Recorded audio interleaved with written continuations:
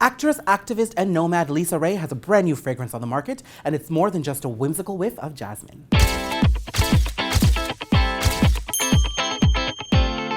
Lisa, getting to catch up with you after all these years. I know. Yeah, such a pleasure. I love seeing you, Daniel, always. You look gorgeous. Thank you. Now, you're partnering up with Seven Virtues to celebrate the jasmine flower of India and the farmers. And I know every time you partner up with a brand or you're part of a brand, there's always more than what meets the eye. So in your words, why this partnership? I love that you're saying that. No, honestly, that means a lot. Being a cancer survivor and, dealing with your own mortality obviously has clarified a lot of things for me. So today, I only get involved in projects that are really aligned with who I am. Mm-hmm. Now, India's always been a very, very big and important part of my life, and even more so now that I'm spending a lot more time there and working there. So the opportunity to bring the divine and sacred sense of India to North America was irresistible. And then partnering with Barb Stegman is actually fulfilling a promise that we made to each other 5 years ago. Wow. When she had just started her company, the Seven Virtues, and it's an incredible story as well. In a nutshell, basically, she started it. It's a social enterprise and to support and promote peace across the world. So she's gone and, sourced noble rose from Afghanistan and vetiver from Haiti and things like that. And now, finally, we can bring jasmine of India to North America and share it with this audience because I don't know what you think, but it is my favorite scent in the world.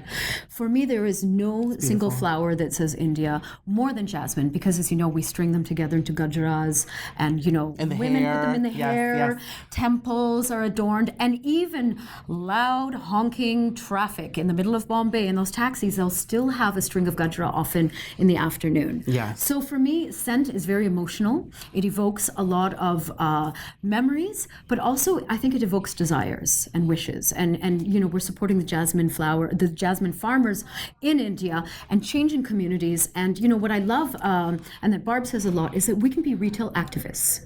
Today in the beauty industry, it isn't just about looking good. But if we can actually choose to buy products that are very good quality, that we love, and at the same time evoke change in the world, why wouldn't you? Yeah. As we like saying, make perfume, not war. Yes. The smell evokes moments in your childhood. Talk to me about some of those moments. I'm glad that you asked. Of course, I spent, a significant amount of my childhood in and out of India, in Calcutta, which is where my family's from. And again, I remember in the temples and home, at a particular moment in the evening, my auntie would bring gajras, and adorn the home temple with jasmine flowers. And, I don't know if you know the term Rat Ki Rani. Yes. Well, isn't that a beautiful, Yeah. I'll translate Queen it, of the course. night, yeah. Queen of the night. Yeah. So romantic, and what's wrong with romance in the world? But, as I said, and obviously jasmine flowers were really used in everyday life, which is why I like saying that this is a scent that evokes the divine in the everyday. And again, we're so consumed, we're so distracted in today's world. And I believe that scent can be more than just wearing a fragrance or finding your signature fragrance. It can actually bring you back to yourself. Yes. That's my aspiration, very high aspirations, but why not shoot for the stars, I say. Yeah. And of course, bringing India in a different way to North America is always a passion of mine, Yeah. India's on everyone's radar today. And we're always trying to, I think, push perceptions of India, right? I mean, there's so many different perceptions. It's a complex nation, but we have so much on offer. And I think that today people are looking for scents and, products that are associated with India as well. So what do you think that says about India today, in this day and age, this partnership, this perfume, this brand? I think that it says that, I don't think it says so much about India as much as the world is rediscovering India's gifts. It's always been there. India's always going to be complex. It's such an old culture, a continuum.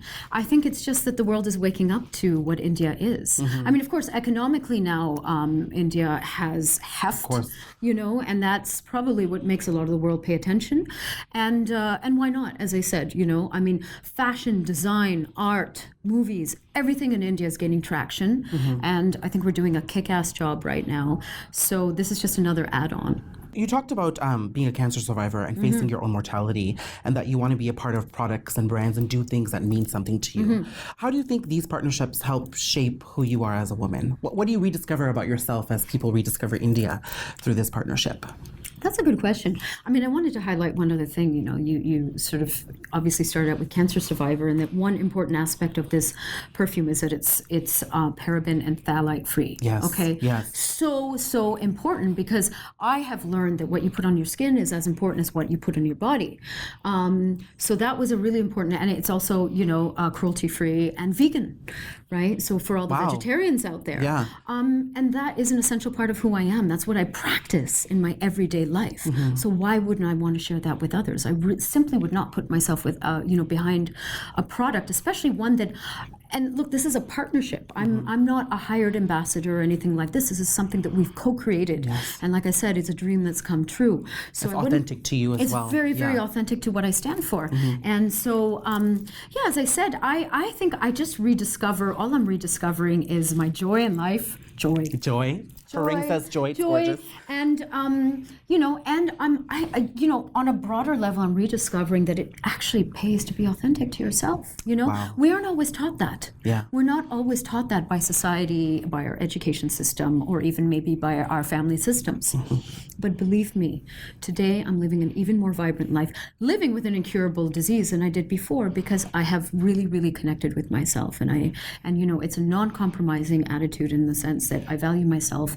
And I understand that being authentic is the most valuable thing that you can put out there. Yes. Now, how would you wear the fragrance? You know, I gotta ask. Where are those special places that you would spray this to make it last all day long? Some tips. Oh my God. I don't have an actual technique for it, but you know, definitely behind the ears. Behind the ears? Because you want it behind the ears. Yeah. I enjoy putting it behind the ears. So when that special someone goes to give you a kiss. Exactly. But the beautiful thing, and again, because it's phthalate free, our perfume actually needs to be spritzed a little bit more often. It's actually a good sign. Yeah, it's a good sign if it doesn't last long. Basically, what Barb has educated me on is if you go into the shower and you still have your scent on you, that is not a good sign. You know, that means it's full of chemicals. I think people associate that the longer it lasts on you, the better quality it is. No. Wow. Well, a better quality in the sense if you want to wear something that's full of phthalates and toxins and things like that, these are the binders that bind it, that bind the scent to your skin and then are absorbed into your skin and into your system. Not a good thing, you know. In fact, we were also talking to someone recently about the fact that their grandmother was going through chemo and had just finished chemo, and so she was asking, is it okay, because she's become very sensitive to scents. And we said, I personally want to say that, like, absolutely no problem, in the sense that, you know, I can ensure that this will not add any extra chemicals into your system. And that's an incredible thing. I think that's really important. We have to educate people. As I said, retail activism in today's world is one of the most empowering things for both women and men. You know, what you buy, what your purchasing power can actually evoke change in the world. You know, and again, whether it's supporting Jasmine farmers in India at fair trade prices, or whether it's telling retailers that enough of these toxic products, you know, we want authentic products, or we want to know what you put into these products. Yeah. Because unfortunately, in a lot of perfumes, we don't know. There isn't actually a listed, you know, we don't have an ingredient list. I've said it once and I'll say it again. Always an inspiration. Thank you. Thank you, darling. Thank you. Mwah. And, and by the way, I should add that it's a unisex scent. I only wear women's fragrance, so it really doesn't matter to me. Okay. Yeah, I'm always wearing perfume. We're gonna spray you down. But I'm going to share it with the guys. We're going to spray you down. Yes.